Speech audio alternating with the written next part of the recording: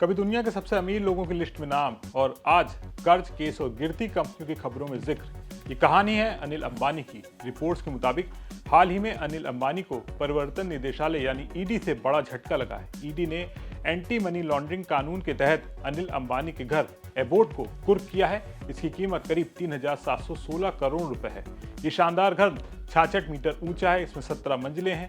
ये मुंबई के पाली हिल इलाके में स्थित है। भारत और एशिया के सबसे बड़े रईस मुकेश अंबानी के छोटे भाई अनिल अंबानी कभी देश के टॉप अमीरों में शामिल थे। साल 2008 में 42 बिलियन डॉलर की नेटवर्थ के साथ वो दुनिया के छठे सबसे अमीर व्यक्ति थे, लेकिन अब उनकी मुश्किलें बढ़ती जा रही हैं। अनिल अंबानी कैसे अर्श से फर्श पर पहुंचे, इस वीडियो में हम आपको ये पूरी कहानी विस्तार के साथ बताने जा रहे हैं।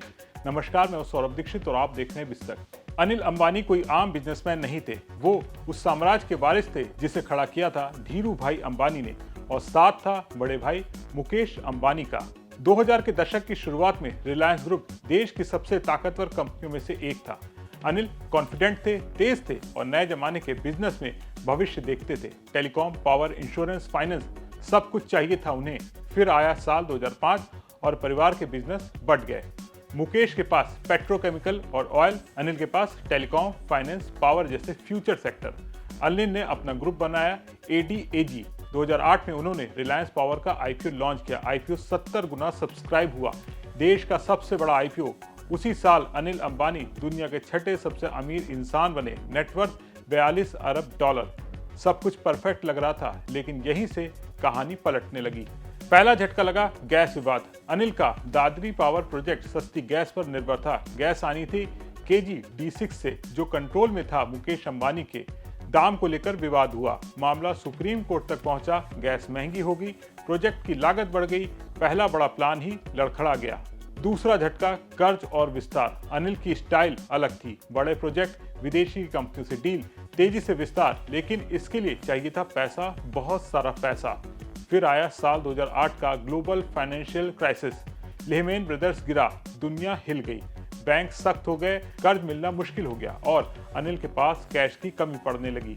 सबसे बड़ी गलती हुई टेलीकॉम में गलत टेक्नोलॉजी से। उनकी कंपनी रिलायंस कम्युनिकेशन ने CDMA टेक्निक चुनी, लेकिन दुनिया GSM और बाद में 4G पर चली गई। कंपनी पीछे रह गई, कर्ज बढ़ता गया, ग्राहक घटते चले गए और आखिरकार टेलीकॉम बिजनेस लगभग खत्म हो गया।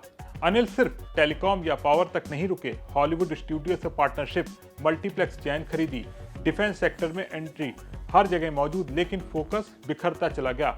बिजनेस चलता है कैश फ्लो से और वही सबसे कमजोर कड़ी बन गया।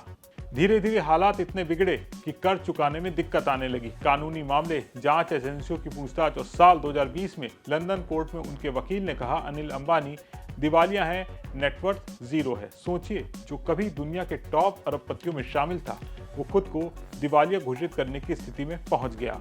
आज की बात करें तो कंपनियों के शेयर गिर रहे हैं, कर्ज विवाद जारी है, जांचें चल रही हैं, निवेशकों का भरोसा टूट चुका है।